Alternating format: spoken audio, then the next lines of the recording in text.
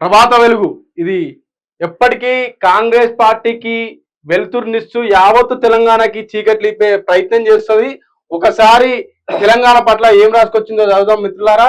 బతుకున్నంత వరకు రాజ్యాంగం మారదు, అంటే మోడీ చచ్చిపోయిన తర్వాత మాత్రం తప్పకుండా రాజ్యాంగాన్ని మారుస్తామని చెప్పినట్టు.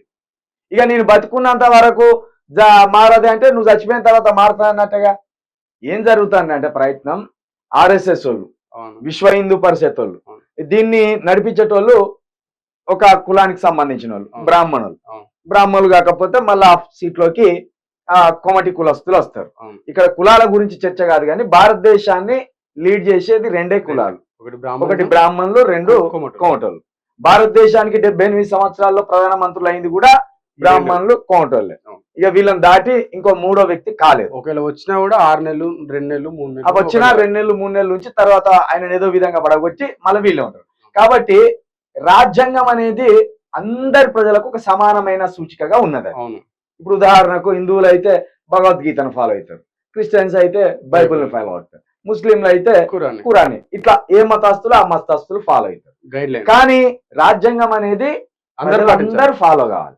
ఆఖరికి రామ మందిరం విషయంలో అల్లాకి రామునికి పంచాయతీ వస్తే రాజ్యాంగం తెగొచ్చింది. అవును, అంతే కదా. రాముడు వచ్చి అల్లా వచ్చి కూర్చొని వాళ్ళే మాట్లాడుకొని పరిష్కరించుకొని నువ్వు ఇంత భూమి తీసుకొని నేను ఇంత భూమి తీసుకుంటా అనలే. రాజ్యాంగం ప్రకారం సుప్రీంకోర్టులో ఈ భూమి మీరు ఇది తీసుకోర్రి, ఈ భూమి మీరు ఇది తీసుకోర్రి అని ఆ ఇద్దరు దేవుళ్ళ పంచాయతీని రాజ్యాంగమే తెంపేసింది. రాజ్యాంగాన్ని రాసిన అంబేద్కర్ గారు తెంపేసింది. కాబట్టి ఆ రాజ్యాంగం ఉంటే ఈ రెండు కులాలకు ప్రమాదం. ఏ రెండు కులాలకు? బ్రాహ్మణులకు, కోమటోళ్లకు, క్షత్రియులకు కూడా. ఠాకూర్లు ఉన్నారు కదా ఉత్తరప్రదేశ్ లో, వాళ్ళకు కూడా ప్రమాదం. ఆ ముగ్గురికి ఎందుకు ప్రమాదం అంటే ఈ మిగతా ఎస్సీ బీసీ ఎస్టీ మైనార్టీలు వాళ్ళకి సమానంగా కుర్చీలలో కూర్చుంటారు, ఏది మాట్లాడితే అది మాట్లాడతారు. ఇప్పుడు నువ్వు నన్ను కొట్టినావు అనుకో, రాజ్యాంగం ఇచ్చిన హక్కు ప్రకారం నేను పోయి నీ మీద కేసు పెడతాను. కాబట్టి ఆ సమానత్వం ఉండొద్దు.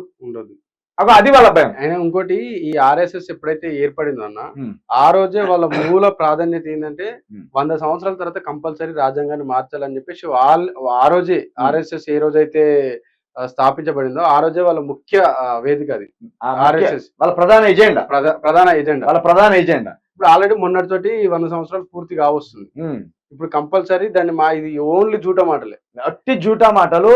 దయచేసి మేము ఏం చెప్తా అంటే సైలెంట్ గా ఆర్ఎస్ఎస్ ఒక రాజ్యాంగాన్ని రూపొందిస్తుంది కంపల్సరీ.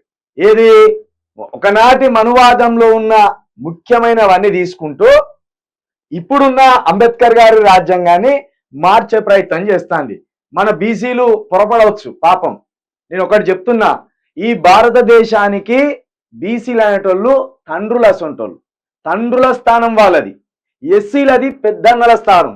ఈ పెద్దన్నల స్థానంలో ఉన్న ఎస్సీల అధికారంలో కోసం కొట్లాడుతా అంటే, సమానత్వం కోసం కొట్లాడుతా అంటే, బీసీలు మాత్రం మతం మత్తులో, విగ్రహాల మత్తులో ఎస్సీల మీద పోరాడుతున్నారు, మునిగి తేలుతారు. ఎస్సీల మీద పోరాడుతూ పైన ఎవడైతే అసమానతలు సృష్టిస్తాడో వానికి జేజేలు కొడుతూ వాని పల్లెకులు మోసే ప్రయత్నం చేస్తాను. ఎప్పుడైతే ఆ విగ్రహాల మత్తు నుండి బీసీలు బయటపడతారో అధికారం అనే శక్తి గురించి, అధికారానికి ఉన్న ప్రాధాన్యత గురించి వాళ్ళు తెలుసుకుంటారు. వాళ్ళ అధికారం ప్రాధాన్యతను తెలుసుకున్న రోజు నీ మోడీ ఉండడు, నీ కేడీ ఉండడు, నీ రేవంత్ రెడ్డి ఉండడు. చలో బీసీలు వస్తారు, ఈ ప్రధానమంత్రులు అవుతారు, ముఖ్యమంత్రులు అవుతారు. మరి అది రావాలంటే ఏం చదవాలి మనం? అది రావాలంటే మత గ్రంథాలు దేవుళ్ళను ఎత్తుకుంటే అది రాదు. కేవలం పూలే, అంబేద్కర్, కాంచీరామ్, పెరియార్, కరుణానిధి, లాలూ ప్రసాద్ యాదవ్ ఇలాంటి వాళ్ళని ఎత్తుకుంటే మనకు అర్థమవుతుంది. ఇగో ఇన్ని భారీ డైలాగులు కొడతాను, ఈ భారీ డైలాగులన్నీ మనమే కొట్టచ్చు. ఇక్కడ ఇంకొకటి ప్రేక్షకులకు ఒక విజ్ఞప్తి కూడా చేయాలను. ఎందుకంటే నిన్న ఊర్లో పోయినప్పుడు నాకు ఏందన్నా చిలకప్రాయన ఎప్పుడు చూడు రాజ్యాంగం అంటాడు, బైబుల్ అంటాడు, ఖురాన్ అంటాడు, మతం అంటాడు, ఈ రెండింటి మధ్యలో ఎందుకు మాట్లాడతాడంటే వాళ్ళకి నేను క్లియర్ కట్ గా సమాధానం చెప్పిన. వాళ్ళకుంది ఒక అపోహ, నేను క్లియర్ కట్ చెప్పిన. తమ్ముడు, మనకేందంటే బైబుల్ అనేది మన మతం పట్ల మనం ఎట్లా వ్యవహరించాలని. అంతే. నువ్వు ఏ బైబుల్ చదివినా, ఖురాన్ చదివినా, ఏం చదివినా కూడా ఎండ్ ఆఫ్ ద డే రాజ్యాంగం ఏం చెప్తే అందరూ అదే పాటించాలి. అదే అన్న ఏం చెప్తున్నాడంటే మనము మతం అనేది మన హృదయానికి సంబంధించింది, మన గడప లోపలికి సంబంధించింది.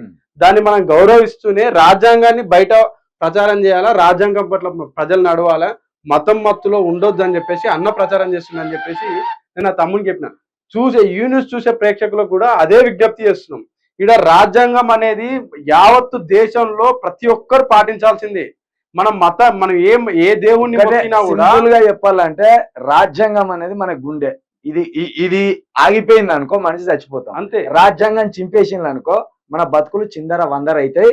మళ్ళా మన ఆస్తులు పోతాయి, మళ్ళా మనకు చదువు ఉండదు, ఏది ఉండదు. తాలిబాన్లు అక్కడ దాన్ని చెరబట్టినట్టు మనల్ని చెరబడతారు. ఆఖరికి తాలిబాన్లు ఏం చేసిందంటే అక్క అమ్మాయిలకు చదవద్దని చెప్పిండ్రు. ఆఖరికి పార్కుల దగ్గరికి కూడా రావద్దట అమ్మాయిలు, అక్కడ దాకా తెచ్చిండ్రు. కాబట్టి నేనేమంటున్నా అంటే మరొక్కసారి ఏమంటున్నా అంటే రాజ్యాంగాన్ని మించిన లేదు, ఇక అర్థం చేసుకోరు. కాబట్టి బీజేపీ మాత్రమే రాజ్యాంగాన్ని మారుస్తుంది. బీజేపీ పోయిన రోజు కాంగ్రెస్ వస్తే దానికి అనుకూలంగా ఒక్కొక్క పేజీ కాంగ్రెస్ కూడా మారుస్తుంది. ఇక పక్కన పెడితే ఇక ఈ జూటా మాటలు నమ్మకూరు, ఈ ఫేక్ మాటలు నమ్మకూరు.